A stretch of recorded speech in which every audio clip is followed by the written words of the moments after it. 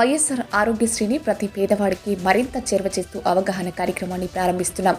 వైద్యం కోసం ఏ పేదవాడు అప్పుల పాలు కాకూడదనే తాపత్రయంతో గతంలో ఎప్పుడూ ఎవరూ చూడనంతగా మార్పులు చేస్తున్నాం.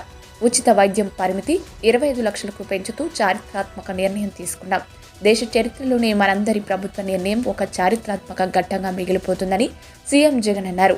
ఇవాల్టి నుండి రాష్ట్ర వ్యాప్తంగా కొత్త ఫీచర్లతో ఆరోగ్యశ్రీ స్మార్ట్ కార్డుల పంపిణీ జరుగుతుందని, కార్డుల పంపిణీతో పాటు ఆరోగ్యశ్రీ ఉచిత సేవలను ఎలా వినియోగించుకోవాలనే సందేహాలను ప్రజాప్రతినిధులు, వైద్య ఆరోగ్య శాఖ సిబ్బంది అవగాహన కల్పిస్తారని చెప్పారు.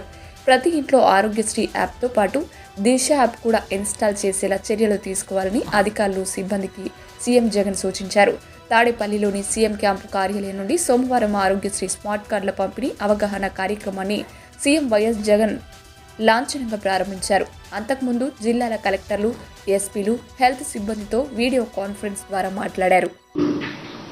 ఒక చారిత్రాత్మక నిర్ణయం తీసుకోవడము, దాని మీద పూర్తి అవగాహన కల్పిస్తూ ప్రతి ఇంట్లోనూ కూడా అసలు ఆరోగ్యశ్రీ సేవలు ఎలా పొందాలి, ఉచితంగా వైద్యం ఎలా చేయించుకోవాలి, ఆరోగ్యం బాగోలేకపోతే ఏం చేయాలి, ఎక్కడికి పోవాలి, ఎవరిని అడగాలి,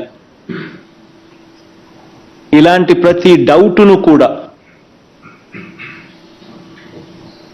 ఎవరి మనసులో కూడా ఇటువంటి డౌట్స్ అన్నీ కూడా లేకుండా క్లియర్ చేస్తూ వారి ప్రతి ఇంటికి వెళ్ళి ఈ కార్డ్స్ డిస్ట్రిబ్యూషన్ చేస్తూ, మరోవైపున